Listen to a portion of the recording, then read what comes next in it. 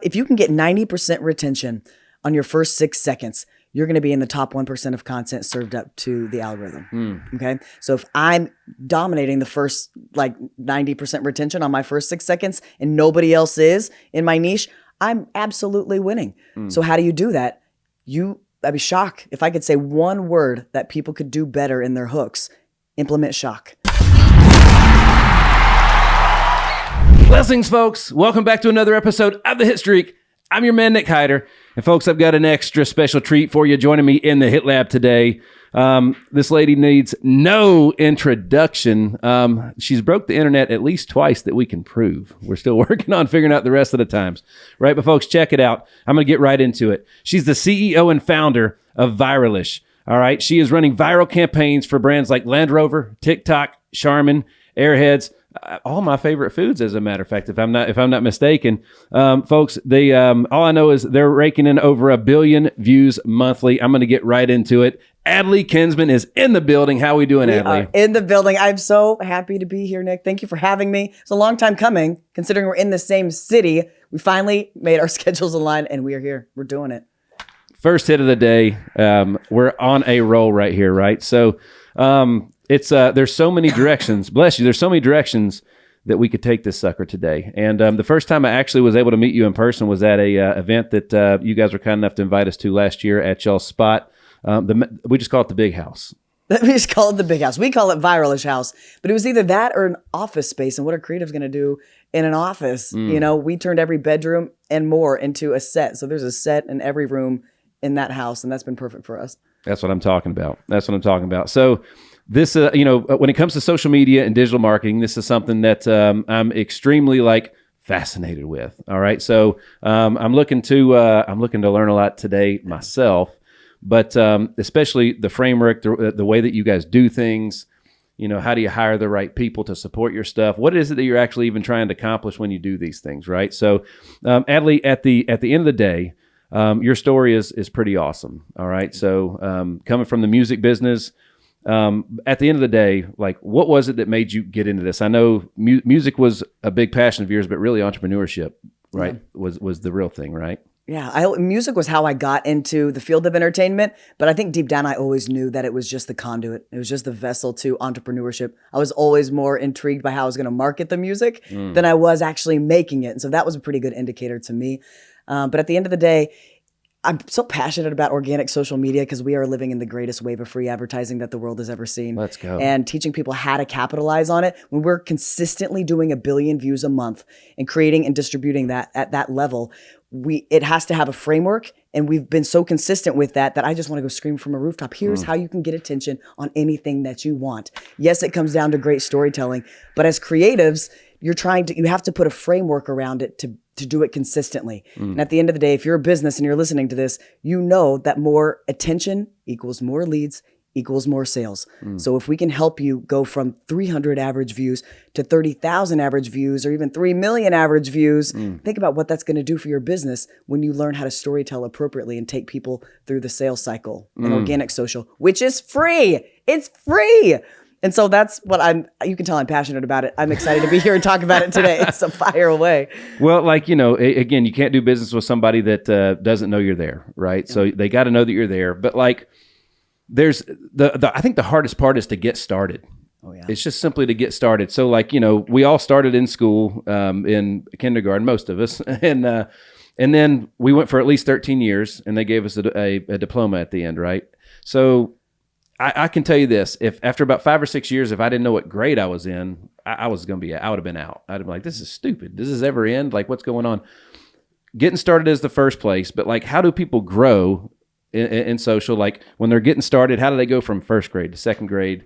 How do they get to high school? How do they graduate? What are the goals for that kind of stuff? The difference between this and school is you're not forced to do this, but people, in my opinion, I want to force everyone to do this because they don't know how good it is for them, which is generally what people think about education. The hardest part is certainly starting. And the biggest mistake I think most people make is trying to figure it out. Trying to figure out their content strategy in their head before they just start. I'm a big ready, fire, aim type of person. Yeah. And if you just sit and try to figure out what your content pillars are going to be and you try to overthink it, you're going to paralyze yourself and you're not going to get started, and you're treating it you're making it so precious with such an emotional weight on it that when you put it out there after you've thought it through and made the perfect plan and it doesn't work like you think it's going to, you're going to be really, really discouraged, versus the mindset of, I'm just going to start. I'm going to have some type of plan. I'm going to try 5 videos like this, 5 like this, 5 like this, 5 like this. Then I'm going to have a data set to look at and be like, okay, hated doing those, never doing them again. These 3 worked and I loved this one. So, and the market loved it too. So now let's use this data set and start getting better and better and better. Every single week, you're going to get stronger and stronger, but it's a little bit of spaghetti method at first. And you have to go over what we call cringe mountain to do it. Like, you have to put yourself out there, and that's going to take getting hate comments and people misunderstanding your intention. And that does hurt. But in my opinion, and so many others who we've taught to go over cringe mountain, the risk is worth the reward. Absolutely. Well, nobody's undefeated except for Jesus, right? So, Amen. well, and Mother Nature, I guess, and Mother Nature. She's pretty great too. Yeah. She's pretty good. But like, even like, somebody like The Rock, that there's some great movies playing the same character over and over again. There's going to be hate. There's going to be people that don't like the movie. Yeah. You know what I mean?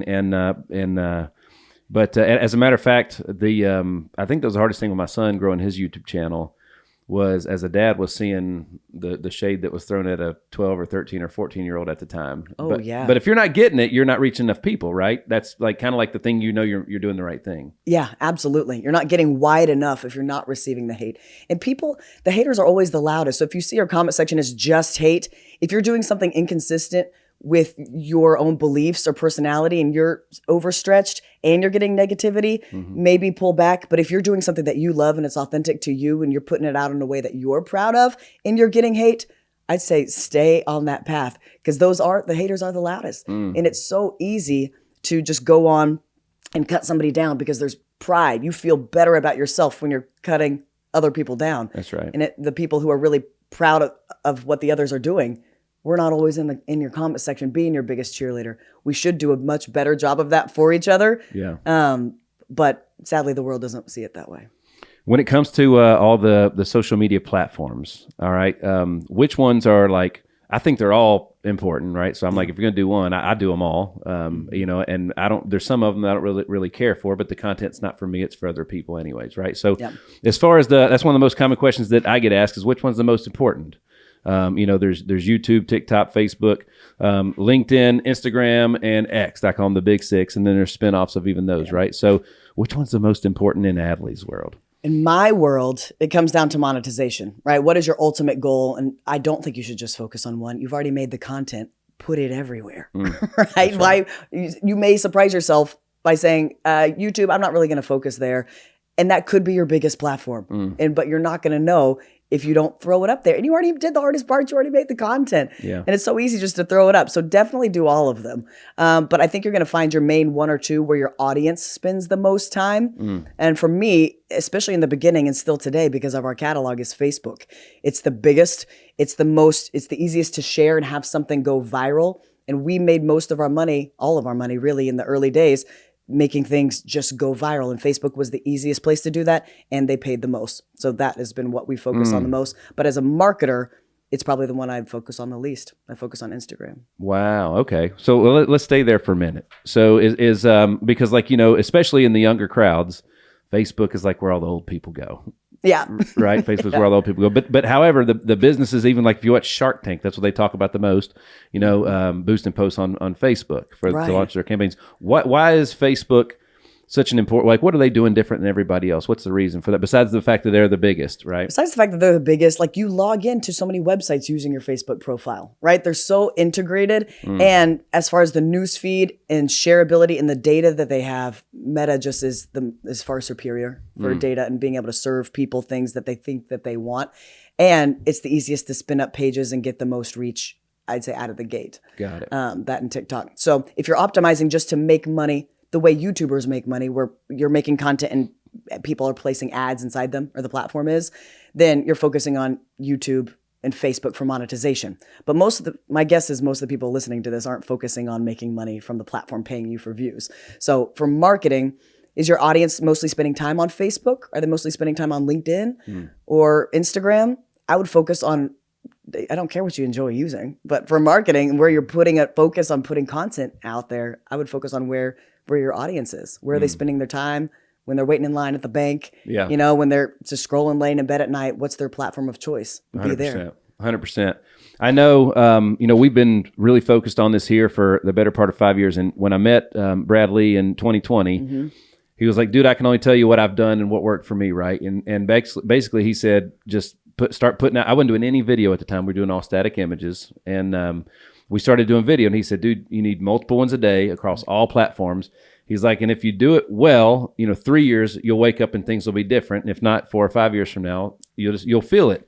And it was about 2.5 years. It felt different. And that was like something changed. People recognize you. And I mean, it was like, there was a conversation with him and Grant Cardone in the car where I guess somebody bailed on a meeting that they were going in. And Grant said, shoot, man, screw this. I'm going to turn myself into a celebrity. And you know what I mean? Yeah. And he started, that was where the Grant rants from YouTube, on YouTube came from. I'm familiar, but I want to go look that up because that sounds very entertaining. That was like his first thing that he did on YouTube, on social media with content, was the Grant Rants thing. It's probably like 10 years ago, if not longer than, if not, probably like 8 to 10 years ago. But like when you're doing it enough times, and first of all, we go back and we look at the stuff that we first started doing, it was horrible. It's horrible. If you're not looking at what you made 6 months ago and cringing a little bit, there hasn't been enough growth. So getting started. All right. I want to talk to not just, there's way more of us that are, still tapping our toe in the water, figuring out if we want to get in, if the temperature's right. I want to speak to those folks that are trying to get started. I want to speak to those folks that are going over Cringe Mountain. And then I want to speak to those folks that the most of the people that you guys work with that are at the pro level. And once you get there, how do you stay there? And then what comes next type thing. So let's start with those beginners. All right. So they're thinking about starting, they're like, what the first thing they're going to ask is, what gear do I use? Should my hair look a certain way? What should be like their goal with their first videos, period? What's your philosophy on that? Goal with your first videos is to try to film something every day. If you're not used to being in front of the camera, first of all, you just got to break that seal. You got to get the confidence, and confidence comes from micro actions and keeping those small promises to yourself. So if you haven't started yet, just put yourself on camera every day. I don't even care if you publish it. Props if you do, but I would record something every day just to start getting the muscle memory of it. And I would look at the people that you look up to and what they're doing. So like, why do we follow anybody that we follow? True. Because they make us feel something. Like, people listen to this podcast because they believe they're going to learn something. People would follow me because they're going to laugh, And so everybody has a reason for an emotion that they convey to their audience that allows them to feel something. So identify what you want to make people feel, and look at the people that you look up to and think about why you follow them. What value are they offering you? And a lot of people aren't used to studying the people that they look at that way, but you're following them because they give you some type of value. So who do you want to be to people? How do you want to make them feel? And focus on the audience. Sometimes we get so caught up in our head and how we look and what's going on with our hair, right? But that's not about us, and that's what keeps us paralyzed. If we realize that we're making content for others and not for ourselves, it becomes a lot easier to turn that camera on. When you're focused on yourself, that's where we get paralyzed. But one of my favorite quotes is, if you are anxious or you are lonely or you're depressed or you're paralyzed, you don't know what to do in this moment in time, the best thing you can do for yourself anyways is to make your life a life of service. And if you make your life a life of service, you'll never wake up lonely, depressed, or anxious another day in your life. Because when we get lonely, anxious, or depressed, or we have paralysis by analysis and don't know what to do, guess what? All of our thoughts are just thinking about ourselves. We're too wrapped up in ourselves and our plan. And if anybody cares about us, we're not thinking about others. So I think the same thing is true when it comes to making content. Take yourself out of the mix. You're just the vessel, baby. Get out there and speak to your audience. That's right. What made you, I know the answer to this, but I want everybody to hear this. So what made you truly get started? You went into this, you were pretty much at rock bottom kind of when you kind of started this, right? Yeah, my back was against the wall a little bit. But I was in entertainment. I was on The Voice, and I auditioned for The Voice as a dare. I didn't take it that seriously, but I'll take a dare from anybody. So took a dare, ended up on the show in a nutshell. signed a record deal, quote unquote. Yeah. That moved me to Nashville. And it was just an investor who wanted to help me get started. But in that deal, I had signed away rights to my name for life. I'd signed away, and it was a record deal in perpetuity. All the options they wanted to take out, they could. So I was pretty much owned commercially, and at 22 years old. Wow. So I had to file for bankruptcy to have any right to my entertainment or to my life or to move without this family kind of controlling me. And so I think the process that I went through was the same that many go through, whether they're sick of their 9 to 5 or they're sick of the job that they're in and they need to make a change. You realize that the risk is going to be worth the reward. And so as I'm bankrupt, I can't put gas in my car. I can't use the only leverage that I had, which was my name, people knowing me coming off of the show. Your back's against the wall and you get really scrappy. You get fed up enough of the current situation of waiting for permission from a suit behind a desk to give you permission to go do what you know you're born to do. So knowing that I was good at entertaining, I didn't want to have somebody tell me that I was good enough. I wanted to just show the world that I was. And social media and making video content was the quickest way for me to entertain on my own terms and just go D2C. Instead of waiting to get on a stage somewhere or for someone to cast me in something, I could just turn on a camera, do the thing I say I want to do so bad. I don't care if it pays me. This is how I'm getting started. This is my audition tape, and I can make one every day and put it out into the world, you know? And so that's, I think, the best thing that Vine taught us, and a lot of these early entertainers and early YouTubers, or like the rest of the world in Hollywood, is just waiting for permission to entertain. And they're going to auditions saying they want to act more than anything in the world. And here are these kids just turning on a camera and acting. They're doing the thing they say they want to do. If you want to be a salesman, go sell something, right? You don't have to wait for a job to go sell something. Go do the thing that you want to do. That's right. And so wanting to entertain, waiting for the music industry to give me permission to do that, put me on a stage, sign me to a pub deal, I was over it. As soon as I tasted video content and that I could just entertain on my own terms, that was the breaking point. So like, what's the most common mistakes people make what's the biggest myths we're going to bust today? Come on with it, because like I gotta pick one myth. Well, we can talk about all of them. I was I was telling you, like a lot of the younger crowd has mentioned to me that, like, you can, like, you shouldn't post that often, and I'm like, wait a minute, what? Like, You shouldn't post that you often. shouldn't post that often. It's like, well, what's all right? So let's work backwards on that. What's in it for Facebook? For you not to post more, for you to be less social with your social media. I don't know, like where does that stuff come from? There's a lot of algorithms, really misused word. Like, I would say, I mean, if you're in the top 1% of content creators, you can get away with not posting that often, because pretty much every video that you post, is going to be pretty hot and it's going to be a banger because you've got it pretty dialed in. But if from 99% of people listening to this, volume is the game. If I offered you 1 free billboard in Nashville or 30 free billboards in Nashville, which one would you choose?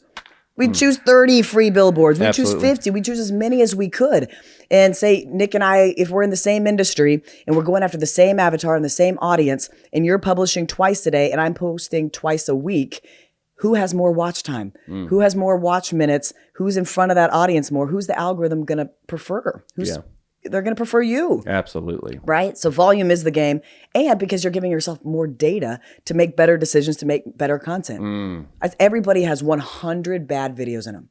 Everybody's got 100 bad videos in them. Your job is to get them out. That's right. So if you're doing 2 videos a week, then it's going to take you a lot longer than somebody who's willing to do 2 a day. Absolutely. I want to thank all of our loyal fans that spread across all 50 states and 14 different countries. It's absolutely amazing. Folks, help us keep spreading the word, right? Share your favorite episodes with friends and make sure that you are liking and subscribing to the Hitstreak on all digital platforms. Thanks again, and we look forward to more. I talk about faith a lot, and like, man, like a few years ago, Instagram did not like that at all.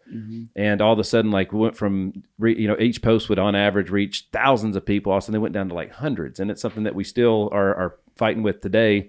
There's so many factors that we've learned about, like, I don't pick who follows me. However, if they're not active, I know that on certain platforms that might hurt my, how I guess if there's all these platforms that aren't active, that didn't engage in my post, that doesn't help me at the end of the day, right? And but the data piece is I hadn't thought about that. That's just way more data for you to learn from. and analyze. If you say, all right, here's these 4 content styles I'm going to try, don't just never look back at how they did.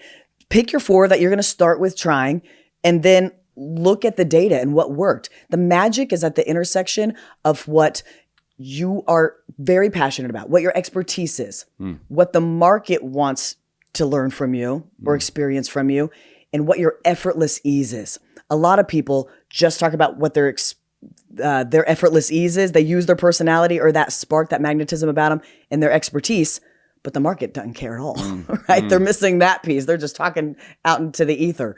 And then a lot of other people will just talk about their expertise and what the market wants, but it's void of any magnetism. They're not using their light. They're not leaning it. They look bored. And so that's how they end up looking like everybody else. They got the same caption styles, the same talking head as everybody else, and it's void of magic. Yeah. You know? So the intersection that we're aiming for is right there between those 3. If you can nail that, that's what you're doing the volume game for, to figure out what is your simple, repeatable, scalable method that when I say, oh, Nick, he's the guy who does this, you know exactly who I'm talking about.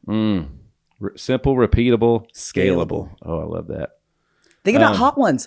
Hot Ones just sold for $82 billion. Yeah. $82 billion.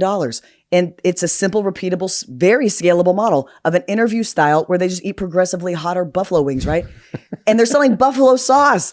Genius. So if you're selling buffalo sauce or you're just selling something, how can you make a social reality show around your product that is simple, repeatable, so you can batch shoot it, and scalable to where you could sell it for $82 million?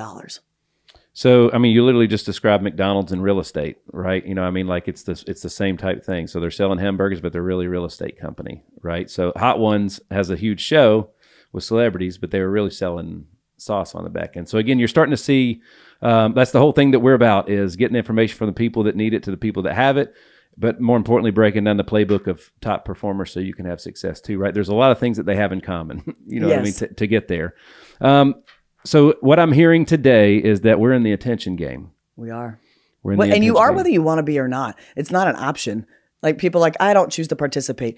You have a brand whether you think you do or not. You have a reputation whether you think you do or not. So you may as well be thoughtful about it, right? If I'm going to describe Nick to somebody or I'm going to describe you to somebody, I'm going to describe you one way or the other. That's right. And so it's our job, hopefully, to care about how we're being described to people. What is our brand?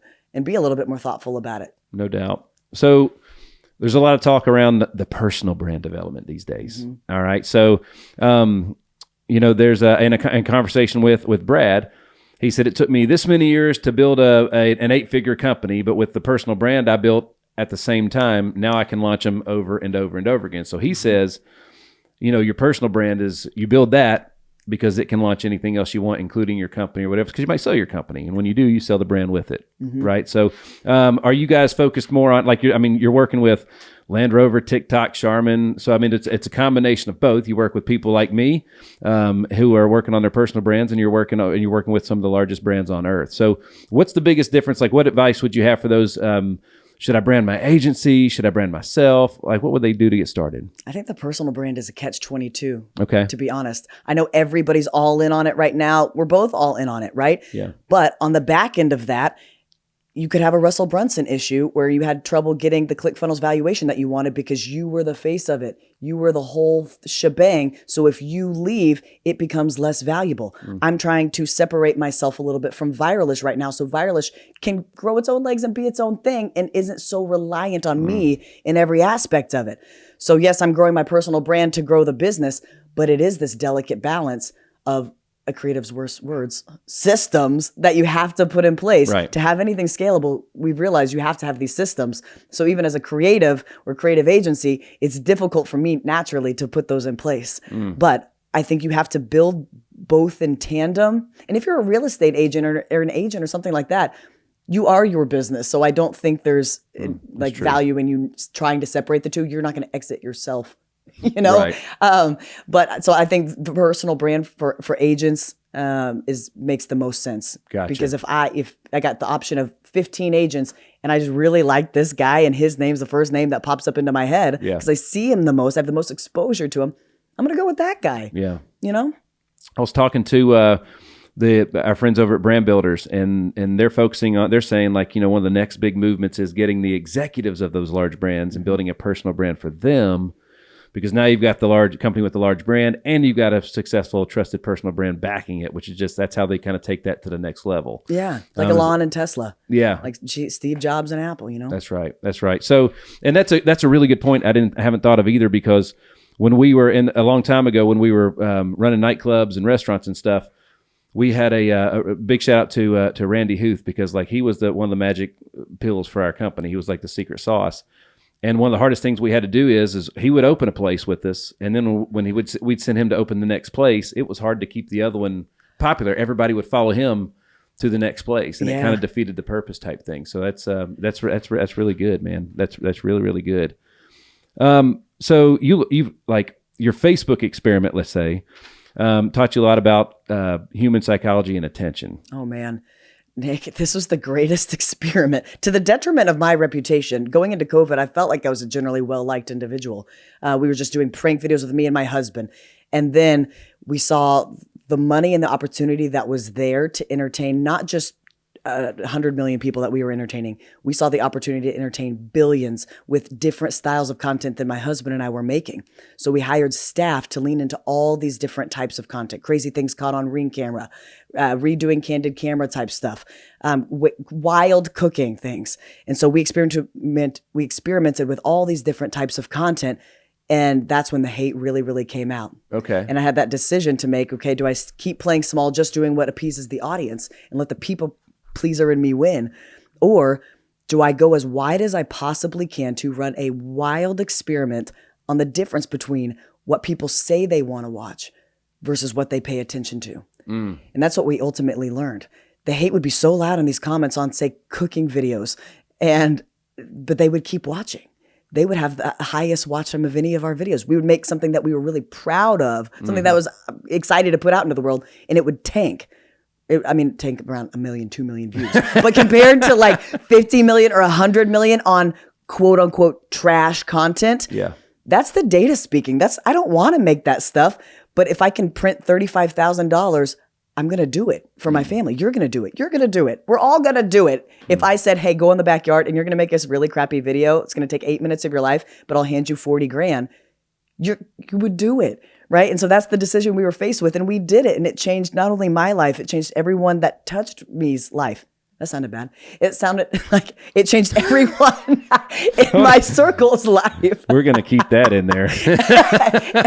Not all these people were touching me. All right. But our lives were intersecting, and we just got to teach all of these people, bigwigs in the music industry, agents were coming to us being like, my artist isn't touring, or I'm not touring. And I'm like, I can teach you how to make videos that will get attention. You're not going to be that proud of it, but it will pull you through COVID.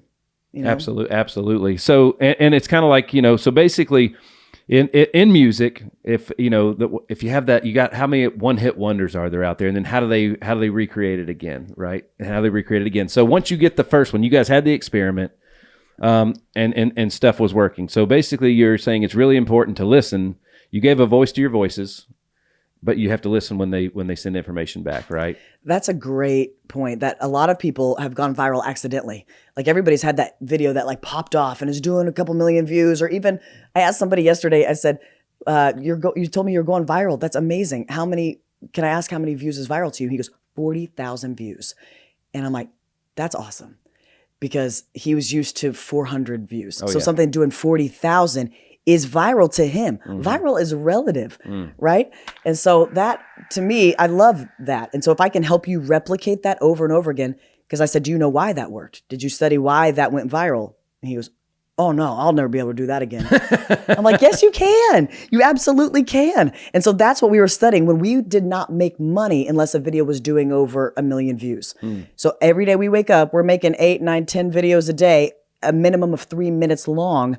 So we're buying props, we're scripting. I mean, we didn't sleep for 3 years. This was all that we did. And so we were putting out so many videos, not making money if anything didn't get over 1 million. So we are studying this like scientists, and we are breaking apart every video. So now that we have thousands and thousands of videos, all the ones that did 50 million and above became very evident to us what was working and what wasn't, that we eventually kind of just put into a formula. And that's what we call our billion view formula. But I'm not gonna say every video that uses the formula is gonna go viral, because that'd be silly. I'd be Nobody's lying to you. undefeated. Nobody's undefeated. But I would say it will significantly increase your batting average. Absolutely. Absolutely. So you're putting stuff out there. You're listening to people. At the end of the day, when I say you're listening to people, you're not listening to exactly what they said. That probably has some that feedback's great, but really it's the watch time. It's the amount of attention. It's the Howard Stern effect at the end of the day that we're talking about, right? So, and then once you figured out, how does somebody figure out how, all right, it worked once. How do I work backwards and figure out what it was? Because I can tell you, and every platform's different. For the longest time, we had a ton of stuff that was doing pretty good on Instagram, like you're talking about 40 and 50,000, but we didn't have that one that cracked 6 figures. And it was on TikTok is when I had my first one that did that. And we tried to recreate that sucker over and over again and failed every time. As a matter of fact, we'd ran the same damn video and it didn't do anything. You know, it didn't do anything. So what would be the reason that you had a video get watched 100,000 times, and then you run the exact same video multiple times and it never cracks 10K? Like, what would be the differences around that? There's many factors that can make a hit not hit again. Part of it's lightning in a bottle, timing. Like, if you were on Snapchat and doing Spotlight in November 2 years ago, you could make millions. If you're doing Spotlight now, good luck making $10. Got it. Right? So part of it's just timing of when that hit. Were you playing on, in a big event that was trending, or did you use the sound at the right time? Like, there's those moments. Yeah. But if we just look at the engineering of the content itself, now you're dealing with limited originality. The second post is rarely going to do as good as the first. And how close did you post it to the first one? Did your audience see it already? And so they had a quick scroll rate on the second one. Mm-hmm. Sometimes there's just magic in your personality. And if I were to A, B, C, all those videos that you tried copying right next to each other, I bet we could identify it.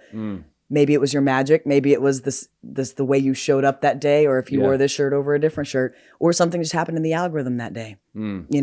But what I would do in that situation is go to the comment section and look at the questions that people asked and what they were most interested in that first hit, and then spin off of that. Spin off and feed that animal. They're giving you your next content idea.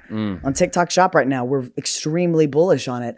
And if you had a hit video, or even if you haven't had a hit TikTok Shop video yet, go to the ones that are generating the most GMV, go to their comment section. What are people asking about it? Well, what does the purple look like in the light on those pants? Like, and go make videos around what people are asking for, and you're going to just piggyback right off somebody else's success. Now, my son's been able to catch that lightning in a bottle multiple times, and it was actually, there's a sound on YouTube that when you go check out that sound, his video has the most, like he is at the top of that one right there, and he wasn't the original one. And he used that. I told him, I was like, dude, use that sound. And like, that one video that went nuts, been watched like 10 million times, but he has multiple other videos with the same sound that got watched millions of times. And that's something that, like, a lot of times we're focusing so much on what we're saying. We're always trying to capture, like, how can we become a sound that other people would want to use, type thing. So we think about that. So like, when it comes to the audio and available, like, is that something that you guys are really like, what are you guys focused on the most when you're creating these things? Because again, the sound it can be very effective. And then some people will hear that and they're like, oh, I guess I just got to go use that sound. Yeah, but also, does it match the creative? Like, you can't just go use that sound on something totally unrelated and expect it to work. If humor and comedy and relatability, especially when it comes to sounds and how they marry with the creative, sometimes it's oxymoronic, and that's what makes it funny. That's what makes it hit, Right. And so how are you using the sound? And if you use it really creatively, where you give somebody a visceral reaction like, oh, that's good. Oh my gosh, I have to share that. Yeah. Right? That's the reaction you want from your content, is I have to share that with somebody, or I have to comment because that caught me off guard. I wasn't expecting that ending or the marriage of the way that sound worked with the creative. So I think, yes, use the sound, but use it as an experiment and a launching pad to insert your own creativity. Talk to me a little bit about, in music, as songwriters are always trying to get that hook. You know what I mean? So the hook in the song is basically what draws you to the song. It's what got your attention, makes you want to go back to it over and over again. There's around 3,000 really good looking posts that I put out personally on Instagram over the years that, man, they look great. They were high production, everything else. There was zero hook. zero problem or premise or really any purpose of the video at all. And then there was zero call to action at the end. And obviously the hook is that the most important piece of a piece of content? The hook is by far the most important piece. And that's why people talk about it all the time, but for good reason. Yeah. Right? If you can get 90% retention on your first 6 seconds, you're going to be in the top 1% of content served up to the algorithm. Okay. So if I'm dominating the first 90% retention on my first 6 seconds and nobody else is in my niche, I'm absolutely winning. So how do you do that? I'd be shocked if I could say one word that people could do better in their hooks. Implement shock. Stop the scroll. Cause an emotion with the first word out of your mouth. You have to stop the scroll. Yeah. People come to me, they'll be like, "Hey, I used the anchoring tactic you talk about in the payoff," and I'm like, they're like, "It didn't work." I'm like, "Well, yeah, Becky, look at your retention line. You lost 70% of people in the first 5 seconds. No one made it to even see that technique or that really cool thing that you tried or the punchline at the end of your video. They didn't make it there because you didn't stop the scroll. You didn't introduce any emotion. You did not have a curiosity gap, and you were very boring. So you don't have to be silly. I'm silly. That's why I'm saying that. You don't have to be silly, but you do have to be interesting." I love it. So you're VIRALISH. The folks out there are like, should I be working with a company like VIRALISH? At what part of the journey? What does the customer look like? What does the brand look like when it's time to work with an agency like yours? Where are they at in their journey? To be honest, Nick, I don't want to be an agency. Okay. We don't want to be deep in the services business. People can think of us almost like a fractional member of their team, meaning we do group coaching, not just because we don't have the time. It's true that we don't have the time or bandwidth, but it's also because I hope by being in this group and this VIRALISH collective, you learn just as much from the other business owner in that community than you learn from what I'm teaching you and the frameworks that I'm helping you implement. So if people show up to our coaching every week, we're giving them a new mindset. We're telling them new tactics to try. And I want you to try it this week and come back next week and let's see how you did. And work with either me or my VIRALISH coaches, depending on what program you're in. And think of us like a fractional member of your content team. So a lot of people like yourself or people who have a media team and they don't have a ton of time to make their own content, they're putting their social media team in my coaching. Because you're so busy, you don't have time to jump on my calls every week and go do the homework, but your social media person does. That they should. That's their job. So let them come learn from us and them work with our coaches and then bring it back to your camp. The Hitstreak is powered by our partners at HitLab Creative Studios.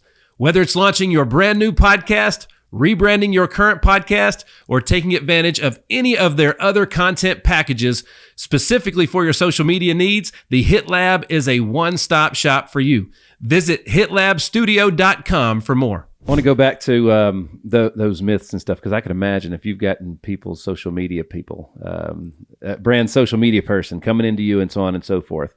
Do those, because again, we're talking to you guys, do those folks come in with a little bit of an ego or are they open to listen usually? Do they come in fixed in their ways?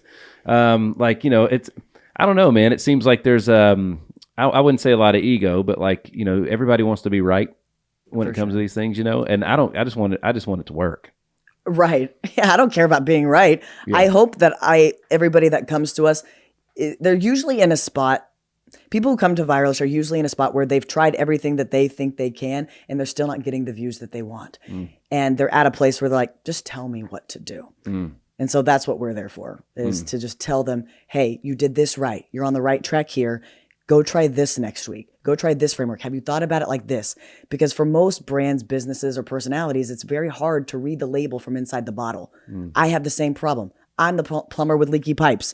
In some ways you are too, because as a business owner, you're pulled in so many different directions. And even if you're a great storyteller, it's sometimes hard to do that for yourself, as easy as it is to do for everybody else in your life. So you need a coach. We all need coaches in our life. So let us look at you from the outside in with a third party, unbiased perspective, push your comfort zone. And that's what a good coach is going to do, is say, hey, you're on the right track with this content, but let's make these tweaks and check back in next week. It's so hard to, in my opinion, at least for me, it was so hard to start to hire this stuff out because for me, there was so many unknowns. There was so many, I guess I had belief issues.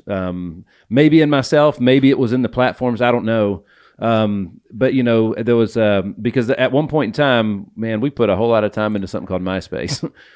Yeah, right. and it was just gone. Yeah. It was gone. And then I was anti all those things for a while, and then we noticed in the nightclub industry, like the promoters were just like catching lightning in a bottle with this stuff, and they were crushing their events, and they built communities. And I was like, holy cow, they can reach people. They can influence those people like that, and they were getting opt-ins from text campaigns like, hey, we're here now, come join us right now. It was extremely effective.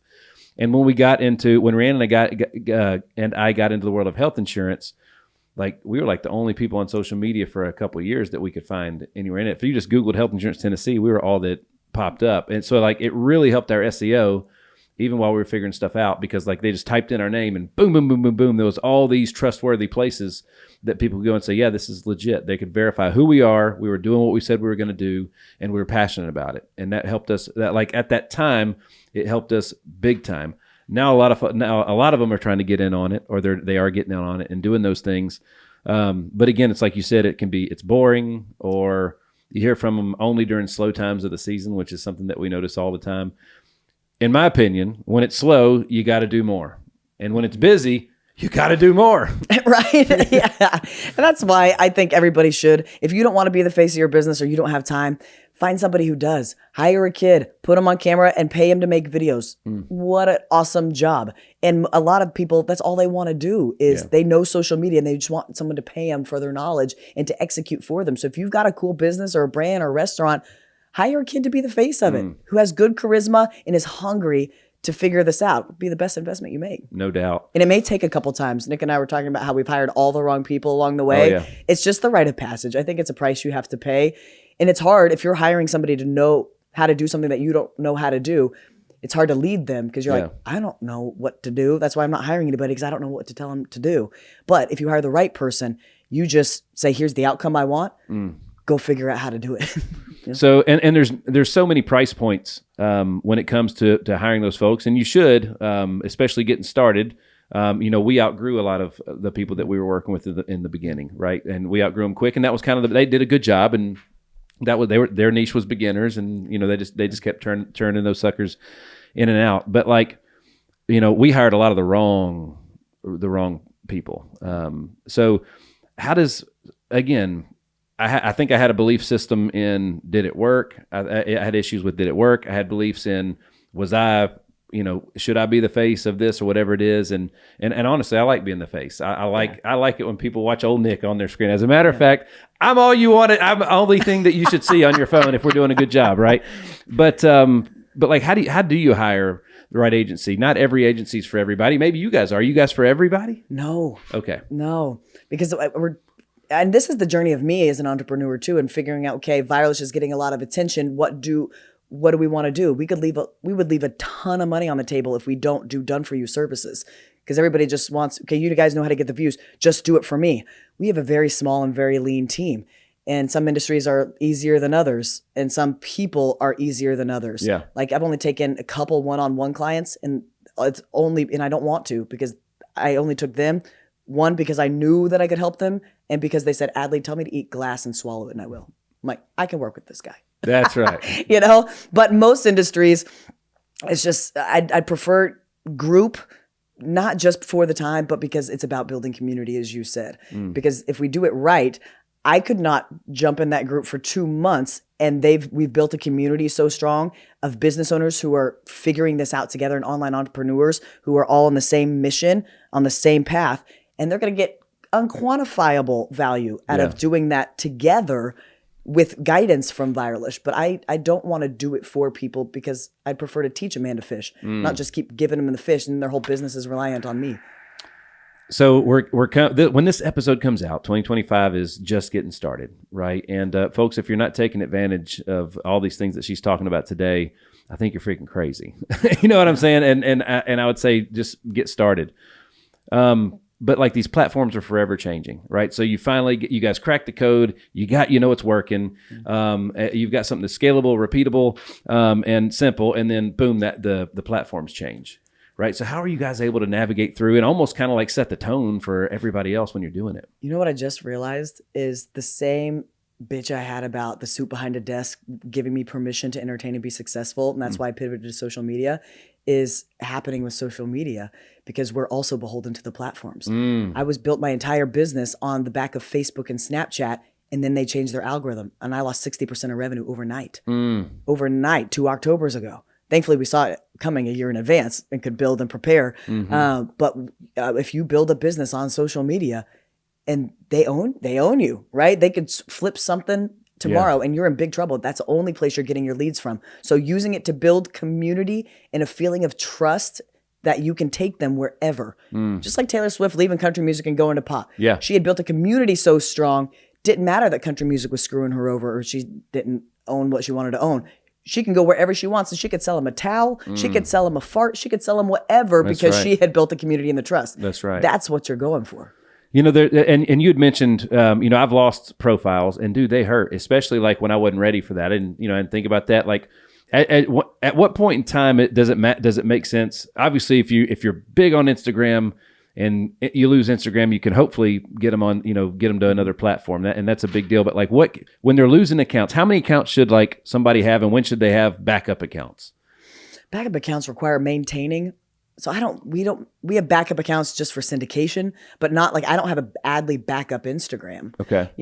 We have people who can help get profiles back, thankfully, with like a 98% success rate. I wish I had known that. Holy cow, yeah. Oh, yeah, I wish we would have called each other then. Yeah.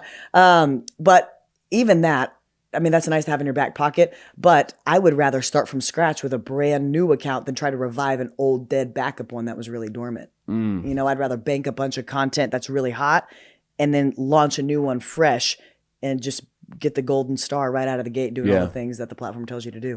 Do you ever see video, like everything goes in cycles, right? So skinny jeans, bell-bottom jeans, they come and go. And so, at one point in time, Instagram was all about the photo, the static image. And now it seems like it's all about the video, right? But then they're like, hey, let's do some carousels. Let's do all these things. So obviously video, like that's something that Brad always talks about. He's like, dude, people watch videos. They scroll past something that doesn't move that much. And, so talk to me about what you guys are seeing as far as like, what like in 2025, you got any predictions on the market or anything like that? What are you guys thinking? On the subject of video versus mixing in other media styles, I think it is nice to do a mix of both. Yes, you could do 2 videos a day, but why don't you throw in a carousel that still uses the formula, still story tells, like still has a really strong shock value hook, but bring those story note cards that used to be big, like just those static images of like inspirational quotes. Do something similar to that, put it in a carousel and bookend it. Take people through an emotional journey through that carousel. And that's one less video you have to shoot, but one still equal touch point. Yeah. And experiment with mixing in these other styles. If you're only doing direct to cam with, talking to cam, mix in green screen with something behind you and educate that way. Mix in whiteboard demonstrations. Mix in some of our other methods. Like you can mix in these different buckets of content too, to mix it up a little bit, keep your content looking fresh too. Because sometimes, you'll follow a person for a while and they're so predictable with their content style, you almost swipe past it because you're like, I know it's not gonna be anything that new or that different, or why is this podcast clip different than the last 72,000 of them, But if they see something different from you and you're evolving as an artist as well, then it takes them on an emotional journey over the scope of your career as well, rather than just doing the same types of content for so long. So I would start to mix in more content styles in 2025. If you're a creator, I would get into TikTok Shop as fast as you freaking can. We just dropped a free course on TikTok Shop. Don't believe it's going anywhere. And by the time this comes out, I'm sure it'll be kicked down the road a little bit longer. But well, they've been talking about it going away for years. Right. And the decision for the Supreme Court is the day before the inauguration. These things aren't that coincidental. I think it'll be kicked down the road again. Yeah. And hopefully I don't have to eat my words, but I'm fine doing that too. Been wrong a million times. It'll get watched a lot of times if you do. I know that. Great. Yeah. She doesn't know what she's talking about. See? But I'm very bullish on take TikTok Shop for what you will, but all content is going to be shoppable content. But we're already seeing it on TV. We've seen it with Amazon influencers forever. We've seen it with affiliate marketing forever. All content is going to be shoppable, especially as we enter VR. So if you're a creator, learning how to sell without selling, learning those age-old sales tactics, read some old sales books, and and build trust and build community. I think that's more important than ever. And that's the biggest shift VIRALISH is making as well. When we started making videos and we didn't make money unless a video did 1 million views or more, we were just making the most attention grabbing content we could. Our only job was to grab attention in any way that we could. It wasn't about building community. It wasn't about building trust. And we didn't want any of our creators to become influencers, because I needed them to play an Amazon delivery driver in one video and be a pregnant person in the next, get evicted in the next video, and then go be a Karen in a Target in the next video we were shooting that day. So if you had a brand or a personality, you couldn't be a great actor. You couldn't make widely entertaining content in any niche we needed you to. But now we're seeing that shift into community being more important than ever for driving e-commerce and for building. That's right. Or reducing your liability to be able to take people off platform. How I won't say dangerous, but like as far as like all the AI tools that are out there, like I think if you're first getting started, I think it's a great way to learn, because it's just gonna, basically it's gonna scrape and do the best that it can, but it's surface level, right? That's the key for me, is it's surface level. At the end of the day, that person or that bot don't know me. It doesn't know what my story is. It doesn't know what I'm comfortable with unless I tell it, right? But a lot of those tools that people are using don't do that. And it feels kind of like, I don't know, overused maybe, right? But I think it has a place. But like, so when you have something that's very inexpensive, but I feel like, I guess the quality's pretty good with it, unless you have a bunch of misspelled names and words. And yeah, I think AI totally depends on the tool you're using, but more than that, how good are you at using it, right? Like if you can write code on a computer, the code, like the output, the website is only as good as the code based on the prompt, the input. Yeah. So if you're bad at inputting into ChatGPT, you're going to get a really crappy output. So the craft is really, are you good at writing code? Are you good at prompting to get the outcome that you want? And then are you still using your frontal lobe at the end of the day? Yeah. like AI is nice to replace like Zapier and stuff, like, or use it in tandem with that to reduce the really monotonous tasks. Yeah. Like if you need to write a 5-page creative brief, tell it to write you a 5-page creative brief with all these bullet points, and it's going to spit it out and just save you a lot of typing. And then you can just refine. That's fine for stuff that doesn't require that much creativity. But at the end of the day, you're right. Nobody can replace you, your heart, your creativity. That a computer hasn't caught up to that yet. And I still think we have a pretty decent runway for creativity. And that's going to come in using AI correctly by being a good inputter. Yeah. Can you write good code to give the AI to give AI the tools that it needs to give it the output that you want? So there's still creativity involved for the foreseeable future. And definitely something that costs $12.99 a month is probably not going to change your life too many ways. Right. There's certain people who should be worried. Lighting directors, or secretaries, or people who are just responsible for more administrative tasks. But I think creatives have a pretty good runway. The Hitstreak is powered by Team Hider. Team Hider has been serving you for 11 years and has racked up over 20 national and local awards for excellence in all areas. When it comes to finding the right health plan, we need to consider your family's needs and your family's budget. That's what we do to serve you. To look further and to book an appointment, visit teamhider.com. When it comes to somebody like you, it comes with a great responsibility from where I sit to make sure, like, when you get the time with that person and they've done something that's so pretty much rare, like there's just not a lot of people that have done what you've done in digital media. Okay. So there's so many, like, honestly, I thought long and hard about all the things that we could talk about today, but it's not about me. It's about the people that we're talking to. So I did want to do something that I never do. And some would call this an amateur move, but I'm cool with it.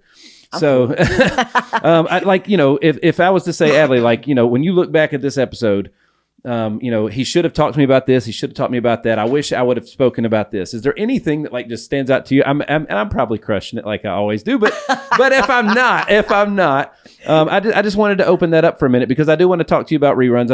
Obviously we talked a little bit about hiring vendors and whatnot, but everything that you guys are doing is analytical. It's framework. It's process driven. You have things that standards that work over and over and over again, and that is the magic sauce. It's the IP that you guys have developed. And at the end of the day, you're an IP company, in my opinion, because people are coming to you for knowledge that we just simply don't have, and more importantly, we don't have time to learn it. Right. It's not the business that we're in. So, is there anything, anything that like I don't know, that I'm missing that we really need to get to the folks today? I think this is really important. I think if people had one takeaway from this conversation, it would be to build a system around your content. And that's the thing that has been the linchpin to our success, is developing a system around something so creative and really studying the science of the art that we're in. Why does something go viral? And if you've had a video outperform the others, study it. Study why did that work, pull it apart, and do it again. We're talking about systems and repeatable, scalable content patterns here.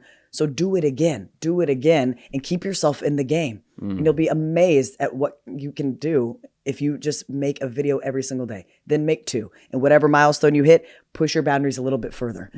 And just keep making content. You're going to suck at it at first. Oh, yeah. Everybody has 100 bad videos in them. I mean that so sincerely. And you should feel like a beginner again every 6 months. And keep yourself in a vulnerable state, because that means you are growing at a rapid rate.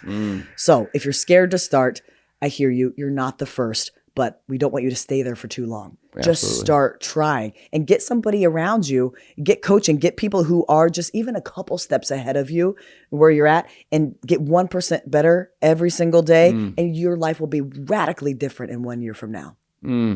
That's freaking awesome. That's awesome. So, all right, talk to me about, I want to talk about reruns. Reruns. They're very popular on television or TV. I just dated myself on TV.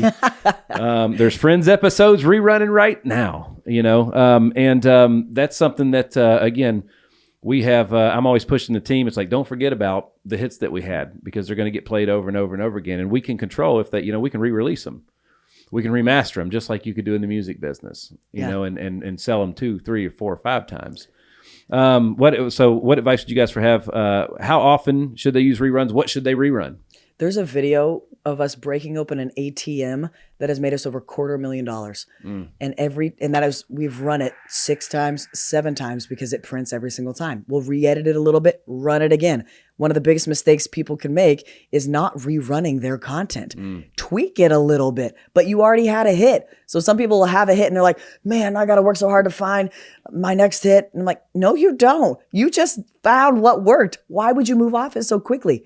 Go do it again and again. Maybe refilm it again and again, or something slightly tangential to it. But you found that perfect blend of your authenticity and what the market wanted to hear from you and finds valuable. Do not just move on to the next thing. Keep rinsing that until you can't wring anything else out of it. Yeah. At the end of the day, that's the ultimate compliment, right? Is when you get that piece that does get it happen. It's a hit over and over and over and over again. And those are usually the things, I guess, that people get remembered for the most, right? That is. There was a speech. Now there's a balance to this, okay? Let's be honest, because I did a speech during COVID that knows what we should all be doing right now. I think what it was called. That single video viewed over 1 billion times. That went mega viral. That's with a B, 1 billion. Yes. And it was stolen and ripped and put everywhere. We couldn't even contain that thing. It was on Good Morning America. It was everywhere. And it was the speech of me just calling out all the all the things in COVID that people are saying that we should do that immediately contradict what we should be doing. And it wasn't political. It was just what everybody was thinking. And then everyone after that was like, you got to do another one of those. You got to do another something like that. And I think if I had tried, it would have come across like I was just trying to redo that. And then things got very, like BLM, all of that was the rise after that. And then to make the same jokes, I would have had to almost pick a side. And it would have come across really try hard, I think, if I had tried. I started to write one, but if I had tried to respin that in that political landscape, it would have just not come across the right way. So maybe a missed opportunity, but you also have to use like your own discernment and be like, okay, depending on how big it was or how significant it was to your audience, you don't want to just like bandwagon yourself in a way. So use a little bit of discernment, but I would say in most cases, it's good to respin that content and play on what's working, because that's what the audience said that they wanted to hear from you. So somebody like my son out there that, he posts a video and like literally we can't keep up with the comments on it, and it's millions and millions and millions of times. And it's like, all right, man, well, keep going. And he's trying to replicate that hit. He's a one-hit wonder, and he's trying to get that second hit out there. Is that the perfect time to come work with a company like yours? It's like, because again, what got him there was not figuring out what would make the video go viral. What got him there was him doing what he does at a really high level, right? So, and I think that's something that I've been guilty of in the past, and maybe it's because I hired the wrong people. Yeah. But more importantly, like I did want to know what I was hiring for. So like when somebody would say, "Yeah, I charge this for X," and I'm like, "Well, price is what you pay, value is what you get." I knew the price.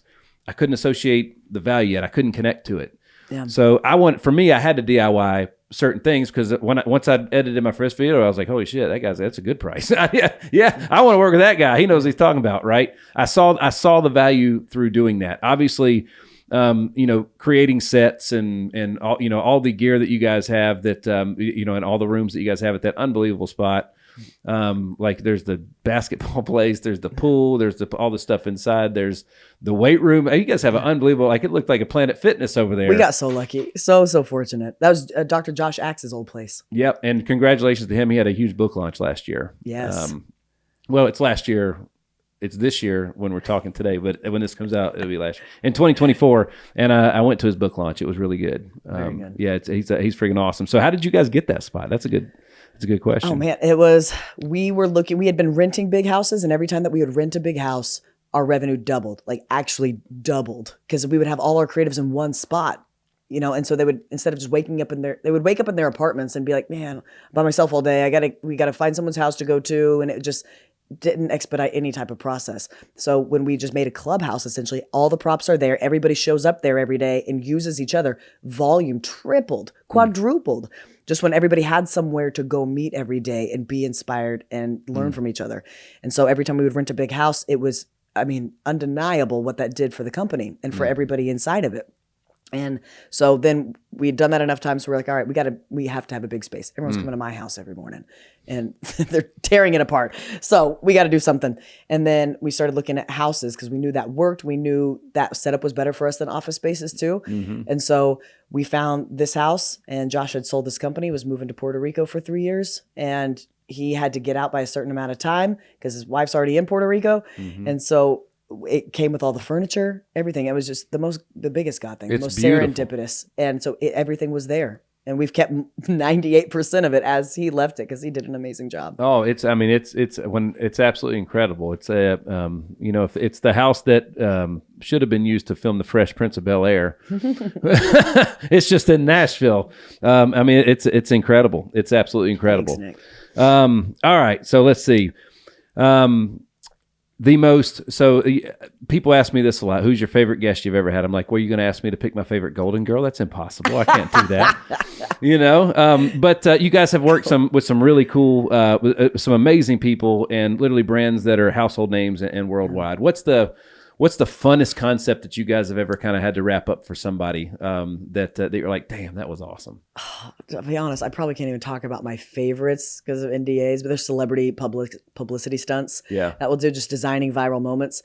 A brand that we're working with right now that I'm absolutely obsessed with, though, is First Form. And First Form, Andy Frisell and Sal Frisella's company. This is their new mystery flavor, so you never know what you're going to get when you open the can. They're amazing marketers, even better humans. The products are fantastic. They keep me healthier against my will, just because I consume them all the time. And we get to do really fun stuff with them, helping them integrate their energy drinks into pop culture and into just more relatable stuff. They have the fitness industry dominated, but how do people outside of fitness learn what First Form is? So we'll create concepts, just integrating them into viral communities at scale. And I'm having so much fun with it. We shot with Vernon Davis yesterday. Really? And doing a bunch of stuff, and First Form was all over that. And so it just keeps us really creative.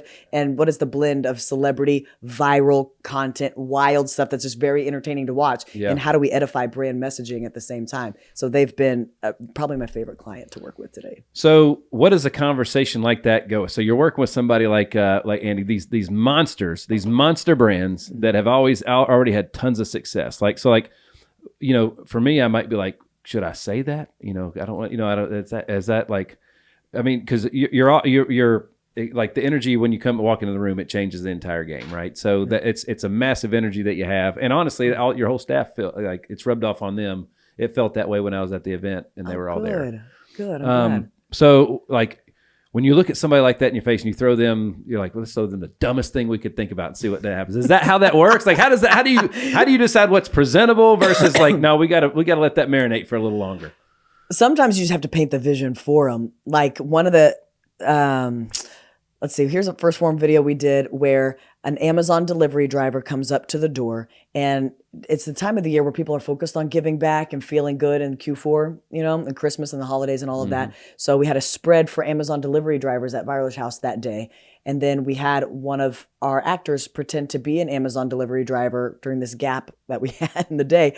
And we said, go put on the vest, wear a First Form shirt underneath it. And we're stocked with First Form stuff for the Amazon delivery drivers that day. Yeah. But he comes up, we're shooting it on a Ring camera, doorbell cam. And he comes up and he sees the spread that's left for him as an Amazon delivery driver. And he's like, oh man, yo. And he's like, where's the doorbell cam? Hey, you guys, thank you so much. I've had the toughest day. You're going to believe this. First Form. And he takes off his vest and he's got a First Form shirt. So this is a scripted bit that has inserted really positive affinity towards the brand. It shows that, hey, First Form is what we're leaving to help these people fuel them up with health foods during their day. But the Amazon delivery guy was already a huge fan. He asked if he could take more than 2 energy drinks because he had a long day coming. And so it was just a really feel-good piece, but wrapped the brand into it really, really seamlessly. And so we could have just had First Form just be the stuff available. But the fact that he got so excited, unzipped his shirt, and he was already in the fan club, added social proof to it.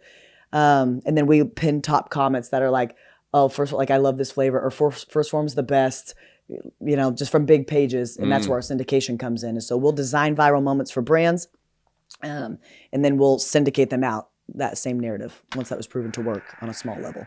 So, Adley, I wanted to focus on the things that we've talked about, because again, it's like the internet is endless, and there's just so much mystery around the entire thing, especially when it comes to social media. But you're actually you guys are crushing it as business owners. You're growing the business at unbelievable. We could have talked just as the business expert, right, on how to do that. And I do want to touch on that real quick as we kind of get to the end of this episode here. And congratulations on everything that you guys have done. Scaling something like you guys have done is the hardest thing to do. It sucked. It has been, it's been the most fun thing ever, but scaling a business, It is not fun. Entrepreneurship is largely not fun.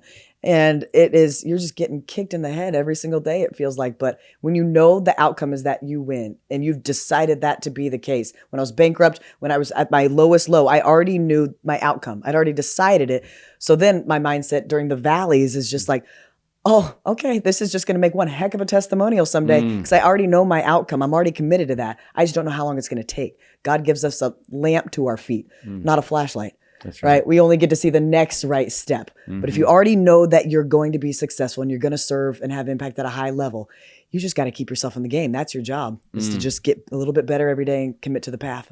I heard from the pulpit not long ago that I forgot what I was going to say. I went another direction. I do that from time to time. If it's before lunch, so yeah, I'm only about half here. But all right, well, I'm just going to skip that and act like it didn't happen. Great, we'll cut that from the record. I'm just going to pretend like that didn't happen. Well, as far as the goals for your business, because a lot of business owners are setting goals for their business right now. So first of all, I want to talk about goals for your business in 2025. What's next for VIRALISH, and then kind of in a follow-up question, which is, every business probably has a marketing budget that's not what it should be. And usually digital marketing is the thing that's left out first, if it's even on there. Yeah. They focus on billboards. They focus on maybe print. They might focus on email campaigns and so on and so forth. Right. Yeah. So talk to me about goals for your business first, and in 2025, and what you guys are looking to do to grow and scale further. And then talk to me about when people are setting budgets to work with a company like yours. Sure. We just want to make content fun again. That's dangerous, but it's true. Make content fun again. That's what my hat would say. Because a lot of business owners, especially, the more I work with them, they're just hate it. It feels like this have to do, because they feel like they're in a losing game that they have to play. But if you can figure out how to win, and you take our coaching, then it gets fun. It's if you find a way to make it fun, which is what we help people do, is just extract what is that effortless ease for them, marry that with their expertise, and help them look different than everybody else. Be a better storyteller, and put a coach in your life that can guide your content team to do it better. So it's our first year doing that. I'm having so much more fun with it, because the second you change your own life, It is the immediate next response to want to share what you've learned with everybody else around you and help them change their own lives. And so, going viral for me now, or getting videos that get a couple million views, it doesn't have the same thrill that it used to. Now my thrill is when I help that business owner get a couple million views and feel it for the first time, or cash a big check. That is way better to hand somebody else a big check than it is to cash one for yourself. When I can hand a creator, hey, here's $80,000 from this video that you made. There is no better feeling in the world. So my focus is to continue that feeling, continue serving and figuring out how to scale our coaching programs. We're moving into workshops, and we're moving into now marrying these brands that we're working with our creators with a one-click conversion mechanism that is TikTok Shop. So that's a huge goal for us. We teach people how to master attention. We've got some of the most talented creators on the planet, and we're working with some amazing brands. So let's marry them. Not in a traditional talent agency type though. We do handle end-to-end in services when it comes to TikTok Shop. So my job is to recruit creators and train them to be just wild storytellers. The TikTok Shop is something that, like, it took me a long time. I can proudly say that I have purchased something on TikTok. Finally, it took me a long time. I was like, everybody kept talking about the TikTok Shop, and I was like, does everybody get their own shop? I didn't understand it. They can. I didn't understand it, and I bought the. I guess it was a T-shirt I ended up buying off there. But I mean, you can literally sell anything on the TikTok Shop. Anything. And we are just getting started. We've got friends building skyscrapers here in the States. Finally, it's all over China. Skyscrapers, entire malls. You can't even buy anything at the mall. You go into the mall and you can just buy it on your phone. They're just set up for silos of live streaming. And it's just live streaming in every room in this skyscraper, and every room in this mall is just built for streaming. It is wild. So that's the future we're moving into, and it's already being built out here. And we've made all of our money to date by being early with these platforms. So that we know this is the gold rush, the next one, equivalent, if not more than what it was in Facebook 2020 and 2021. This is the next, and this one's going to last a lot longer. Wow. Awesome. Folks, we're hanging out with the CEO and founder of VIRALISH, Adley Kinsman. Check her out on socials, on Instagram at Adley, on Facebook and YouTube at The Adley Show, and on TikTok, Adley, if I'm not mistaken. Does that sound about right? TikTok, I think, is the Adley Show too. The Adley Show too? Which I don't like. I got to change it. I stand. I dig it. I like, for me, it's, I don't know. It is a show. If you watch it, it's a show. The silly stuff is, but I mentioned earlier, plumbers have leaky pipes, which is, I've hired a coach. I'll tell you about him afterwards, but it's to just help speak life into me, because I'm even struggling with this balance of, okay, Adley, who's known for making really silly videos, and I am an entertainer first, who just so happens to teach people how to do it also. And for me, I don't want it to be the other way around. I don't want to be a marketer, thought leader first, who then makes silly stuff sometimes. Yeah. For me, it's very important to lead with entertainment. But then what does my content balance look like for being this full spectrum, 4-dimensional person, as we all are, and not just be one Adley? That's right. So I'm trying to figure it out too. Well, Adley, there's a first of all, folks, let me just give you guys can we give them some gaudy numbers real quick? Sure. Because I mean, so obviously we've mentioned billion with a B multiple times, but just the channels that you guys are running right now, 40 million more total subscribers. I mean, I think we own 40 million worth of subscribers, all different niches and stuff. Wow. I mean, you're your own network at the end of the day. It is kind of like a network. Yeah. That's a good way to put it. So, I mean, you guys, I love you, CBS and Fox and everybody else, but we're coming for you. You can build your own though. You can. Anybody can. It's just going to take a few years. Yeah, that's right. And like, a lot of folks will look at this stuff and say, oh man, it's going to age out. It's going to change and so on and so forth. Dude, we're just getting started. That's kind of the way I feel. It's going to pivot. It's going to look different. Yeah. MySpace isn't around anymore. But it will look different. Content isn't going away. Brands needing content creators is not going away. Shoppable content is coming even more. It's already here, but it's going to be more widely adopted. Like, we are just getting started into what this can be.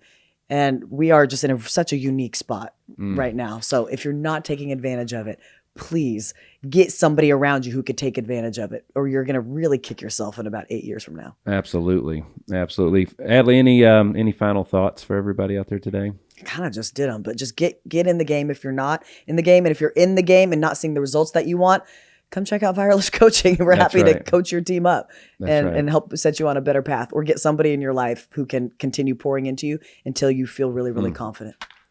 I know that I know you guys have some stuff that we can't talk about today. You can't release it just yet, but there's some exciting stuff happening in 2025 with you guys. Yeah. Yeah. So you're really excited. So Yeah, again, by the time you guys check in on the socials, hopefully we'll be in a little bit of a different, more exciting position. so folks, check them out on all the socials we gave below. They're in the show notes.